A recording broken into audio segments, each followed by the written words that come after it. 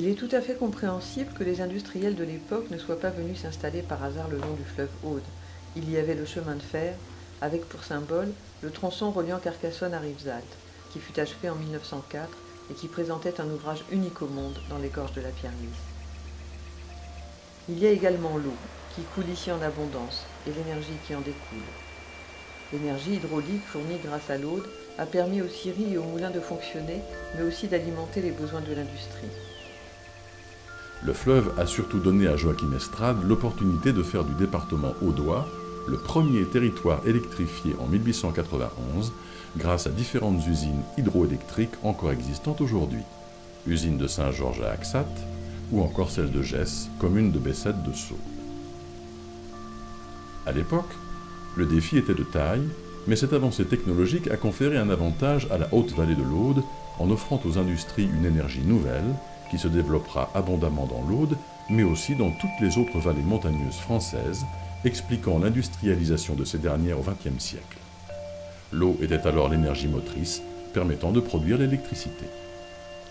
Aujourd'hui, et notamment depuis l'après-guerre, on sait produire de l'électricité avec autre chose que la force motrice de l'eau, et en plus on est capable de la transporter à des milliers de kilomètres, ce qui n'était pas le cas à la fin du XIXe siècle. En effet, alors qu'aujourd'hui les industries et les grandes entreprises s'installent surtout à proximité de grands axes de communication, à la fin du XIXe et au début du XXe siècle, l'industriel plaçait son usine au plus près du lieu de production d'électricité afin d'y avoir accès. À l'époque, on ne sait pas comme aujourd'hui transporter l'énergie au loin. C'est là encore que l'imagination généreuse de Joachim Estrade va faire merveille, dans le souci qui est le sien de partager le plus largement possible ce que les centrales peuvent produire. L'histoire de l'hydroélectricité dans la haute vallée de l'Aude est exemplaire de ce que les humains peuvent accomplir quand ils allient l'esprit d'entreprise, l'intelligence et la persévérance au désir de faire bénéficier les autres de leurs avancées. Aujourd'hui, la production d'énergie par l'hydroélectricité dans les 3 départements de l'Aude, de l'Ariège et des Pyrénées-Orientales représente 10% de la consommation nationale et 22% de la consommation en Occitanie. La production couvre presque les besoins actuels de la population des 3 départements. Elle couvre les besoins de 800 000 personnes sur une population de 940 000, ce qui les rend presque autonomes. Mais l'eau est également une puissance redoutable. La source, la rivière et le fleuve mettent à disposition des humains des trésors d'aide, mais il faut aussi considérer la puissance destructrice de l'eau dans des conditions particulières qui ont déjà plusieurs fois mis en péril les constructions humaines. Crues, inondations, pluies diluviennes.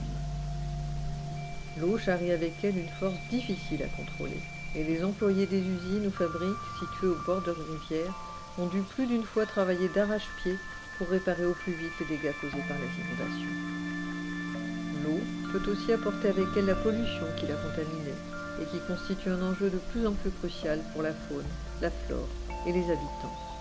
L'eau est à l'origine de notre vie et constitue une alliée précieuse à l'état de nature comme par les usages que nous pouvons en tirer, mais elle peut devenir une adversaire dont la puissance nous déborde et nous rappelle que les humains doivent rester humbles dans leur lien avec la nature.